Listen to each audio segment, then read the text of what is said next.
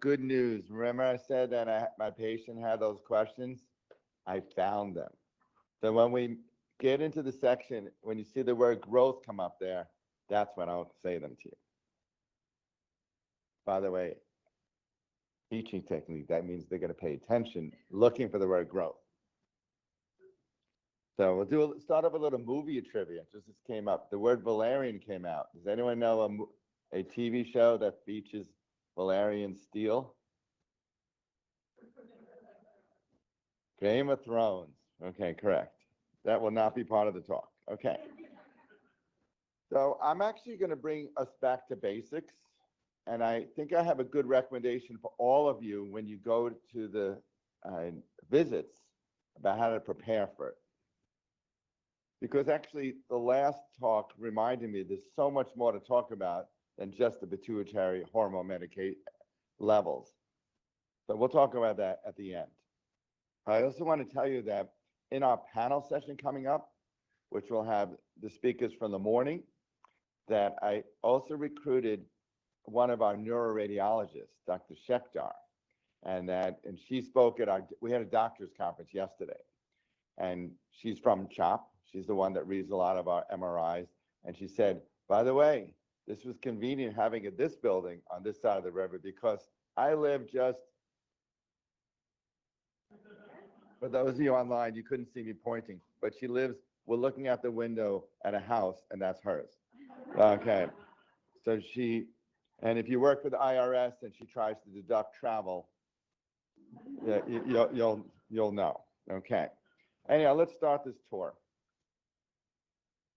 That I like to say no question is a bad question, but you could put them on cards, but we're going to tend to the questions at the end of all the speakers.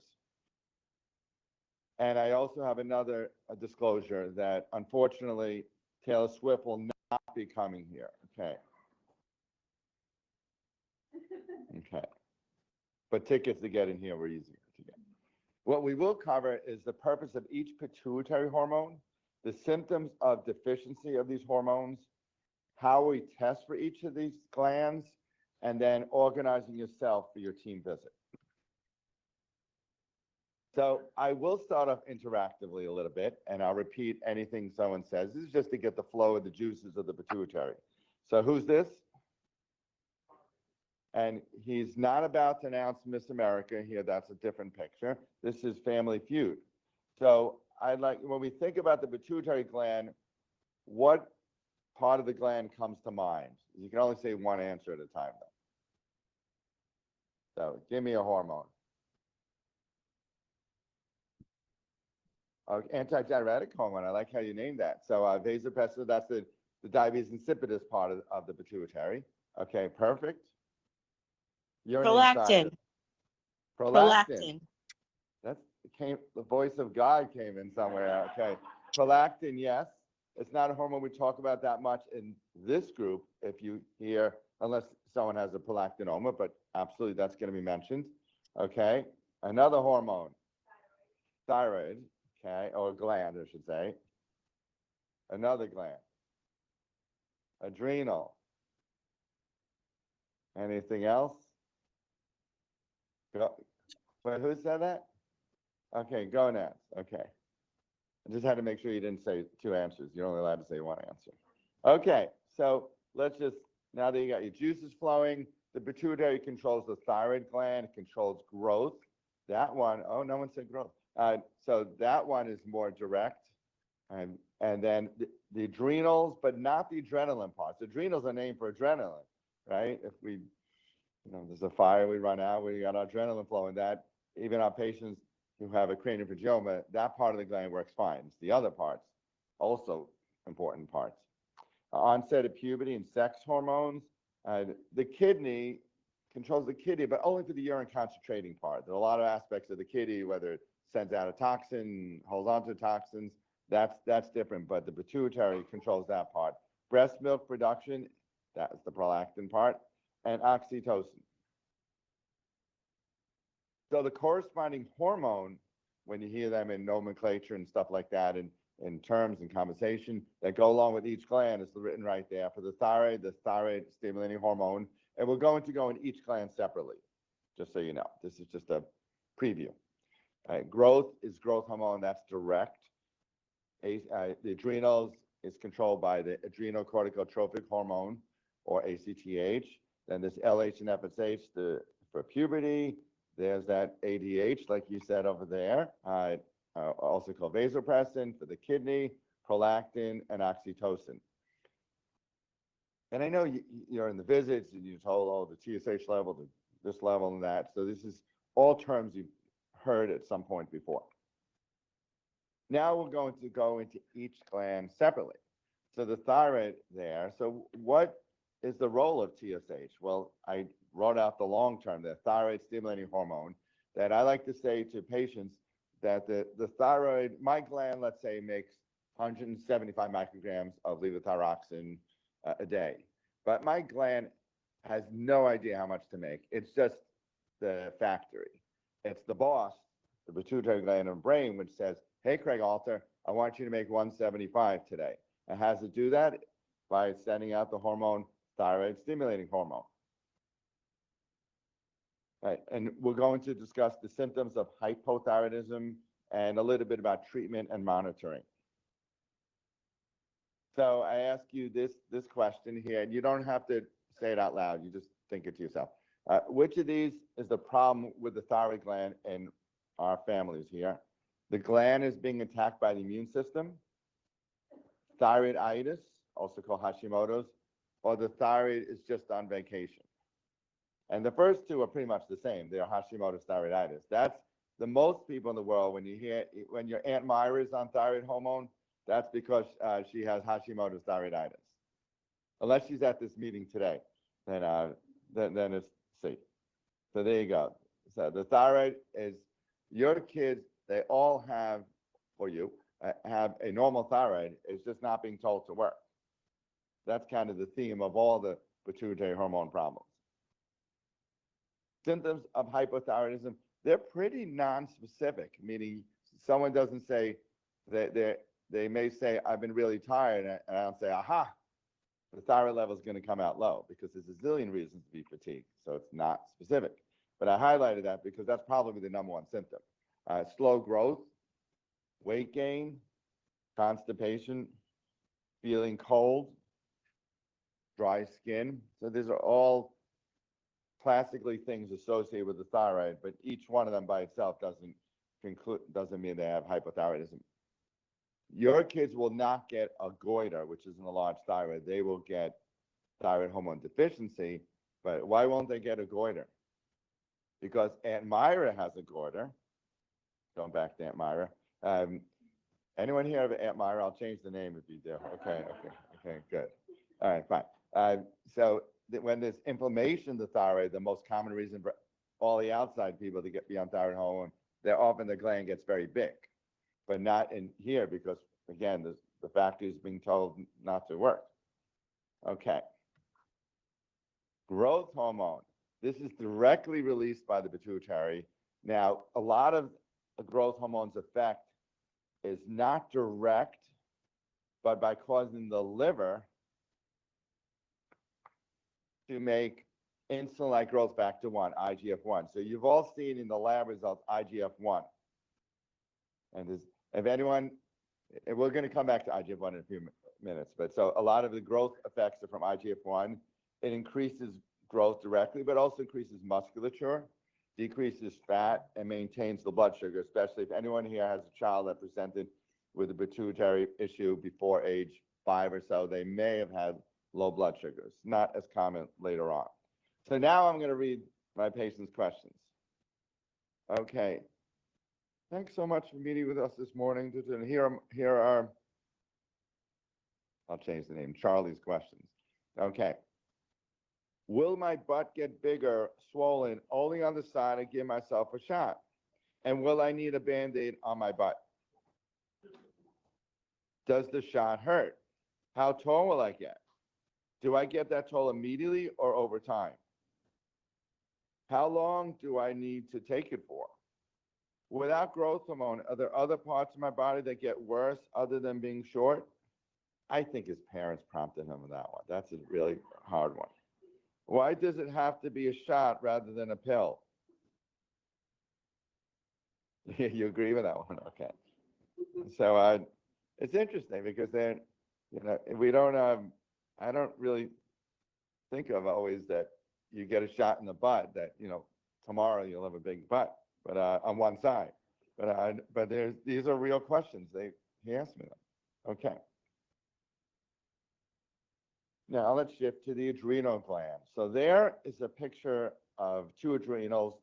Just to remind you, ad means next to, so they sit next to the renal gland. Renal is the kidneys. So a doctor is seeing the renal specialist, that's the kidney specialist. So these are the little glands that sit on there. They're quite small, but extremely important. One part of it, yes, makes adrenaline, but the other part makes hydrocortisone, and it also makes something called aldosterone. And your kids will not have a problem with that part. So it's really just the hydrocortisone. So I just a little about some names or nomenclature for you to be aware of. So ACTH is the hormone for the pituitary that causes hydrocortisone release. It's like the TSH is for the thyroid, the ACTH is for the pituitary, for the adrenal. And the adrenals make hydrocortisone, and I put that in parentheses because all these terms are equivalent. There's cortisol, you sometimes see in the note HC, hydrocortisone, and Cortep is just a brand of that. And sometimes patients come to us, by the way, they say, oh, I'm on Synthroid, I think it's 112, it's pink, and I make sure they clarify, are you on specifically the brand? And they say, I don't know. And then I say, what's the shape? And they say, well, I said, it's not Synthroid. So we try not to have people say brand unless specifically they have to be on a brand or insist on being the brand or whatever. It's really me talking to my fellows, because if they say, oh, we started Synthroid. Oh, you started specifically the brand? Oh, no, leave with Thyroxine. Okay. Just a little pet peeve. And then aldosterone is not affected in the pituitary gland. Adrenaline is not affected in our case, purpose of this conference. So what are symptoms of adrenal insufficiency? Low hydrocortisone in the body. Also fatigue, but in this case, you get weight loss rather than weight gain. Abdominal pain and nausea, that's sort of, if you're getting that, then it's more significant than just slightly fatigue. Then more significant than that is low blood pressure, shock, and you can get a low sodium. It's very hard to assess the dose, though, of what the dose of hydrocortisone is, and a slide later will address that.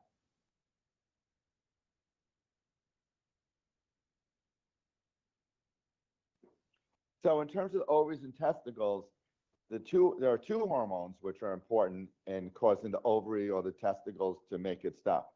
So let me back up a little, is that if you have a boy that's in puberty, testosterone is the main hormone that's causing the hair growth, the muscle development. When you have a girl in puberty, it's estrogen. Sometimes estradiol is also one of the terms there. Now, boys do have a little bit of estrogen, and girls have a little bit of testosterone, and that's actually quite important, but beyond the scope of our presentation. But they both share in common the hormone LH and FSH from the pituitary gland that sends, whether it's ovaries or testicles, instructions to do things. So who do you think normally releases LH and FSH earlier, a boy or a girl? What's that? A girl. The audience said a girl, and that's true because girls go through puberty earlier than boys in general. And do you know why that is? Well, if anybody, no one raised their hand. If they did, there'll be a Nobel Prize for you on the way out. Just pick it up and $1 million as well, because we really don't know that, but it's pretty amazing concept. Okay, so when is LH and FSH needed? Well, prenatally, there's LH and FSH, and our kids here don't have a significant cranio at 8 months gestation. So that testosterone is causing body development and penis development and things like that. But then everything shuts down. So if I take a 1-year-old and I measure estrogen and testosterone without a cranial, just a regular 1-year-old at a daycare. I can't tell the difference between a boy and a girl. They're so low. And then later on, puberty starts to come on. So we try to mimic that when we treat that. We're aware that girls develop before boys, and that's all part of our thought process when deciding when to initiate these compounds. And you're going to have a very interesting conversation with Dr. Gibson in the afternoon about male hormone replacement. And we have Iris giving lots and lots of talks today, and that will include on the female end. Okay, so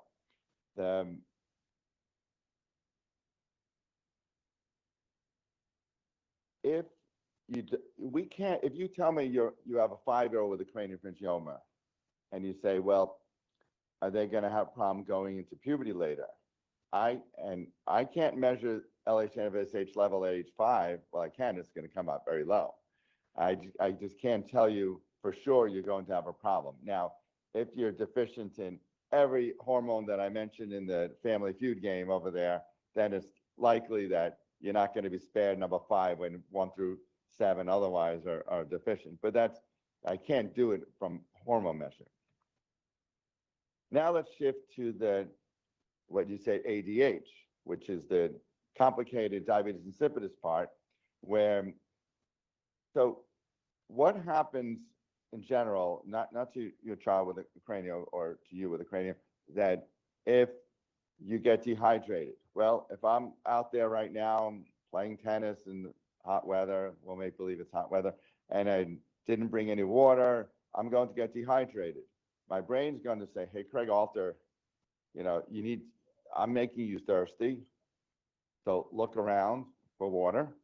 And also, I'm going to hold on to as much water in the body as possible, which means I'm telling the kidneys, hey buddies, you too, I want you to hold on to as much water as possible. How does it do that?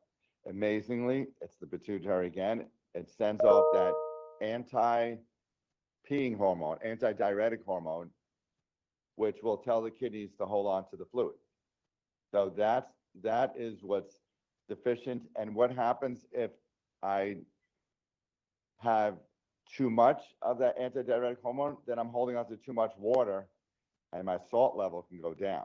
That gets a little more complicated, but that's essentially something we think about with all the kids.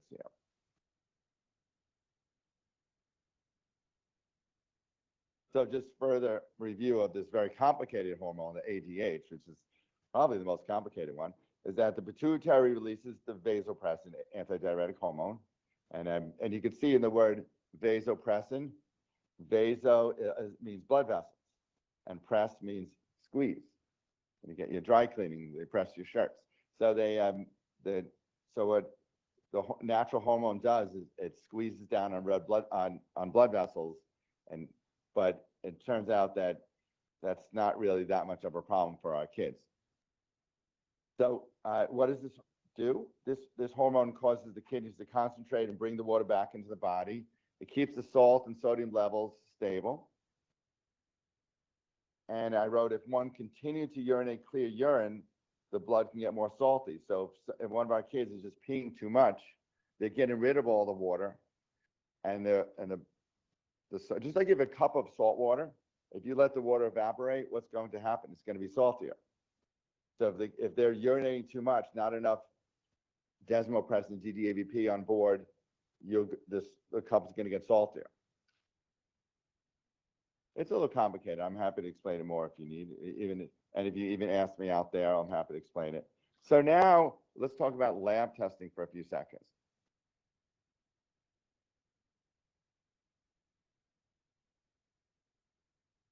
So we often get morning labs, but if we're going to assess the adrenal glands, that's when we usually say 8 a.m. sample.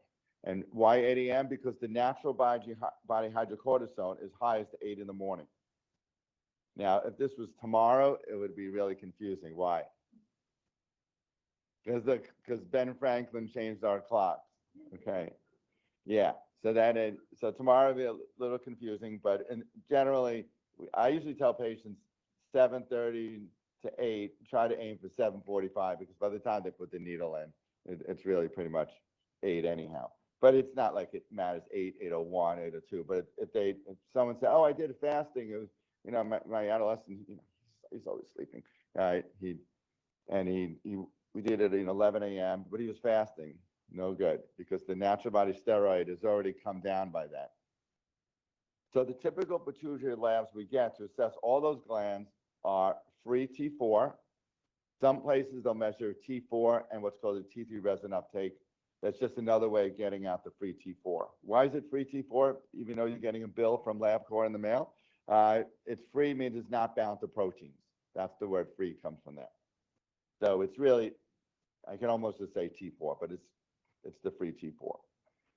And by the way, one of the causes of not sleeping well is also if the free T4 was too high.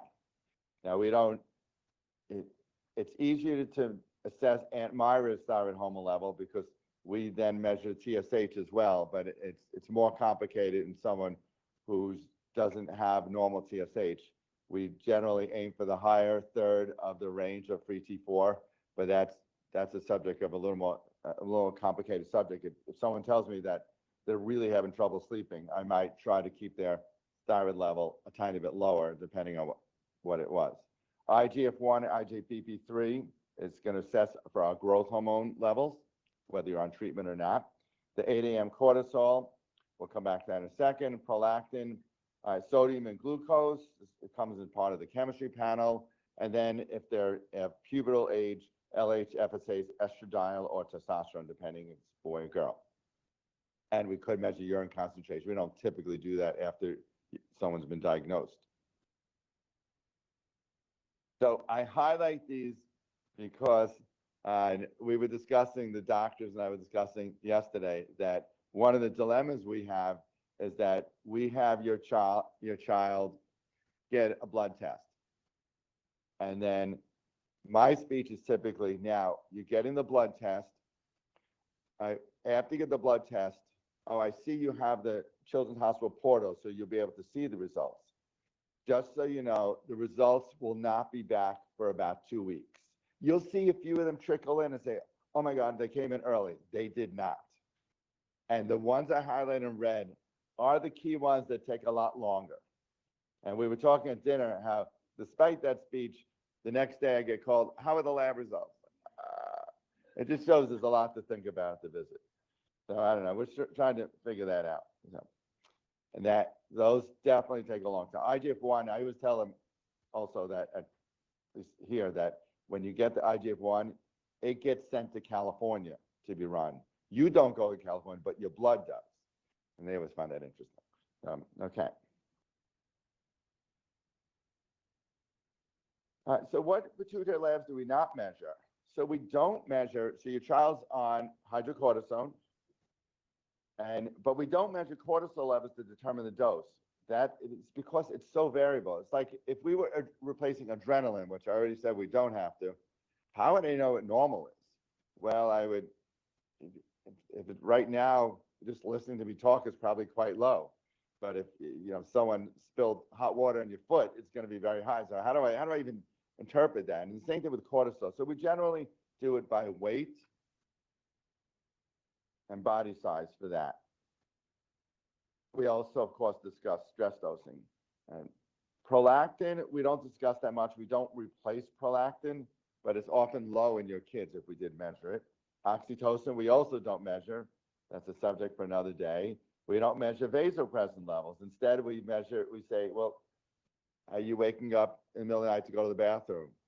Yeah, it's not a problem, only twice. Well, that's a problem. So the families are often downplaying that. So we don't measure LH and FSH, testosterone if you're in that young age. There's no point in me taking a 5-year-old and measuring it. That's what we don't measure. And then part of your workup to get to the diagnosis was growth hormone stimulation test, but we don't do that after you're already on growth hormone. So I want to actually skip to when you have the radiologist, Dr. Schechter, is going to be here for the question panel only. So it's that later today. What time? Oh, the evening panel. Okay. All right. But one question I think you might want to ask her is that how many people here see the MRI results on the computer after they're done? A lot of people are raising their hands.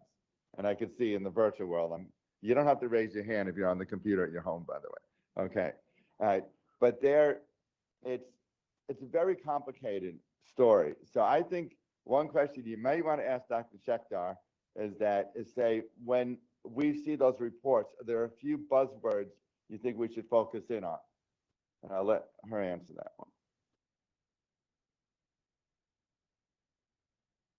That's the pituitary there. Okay.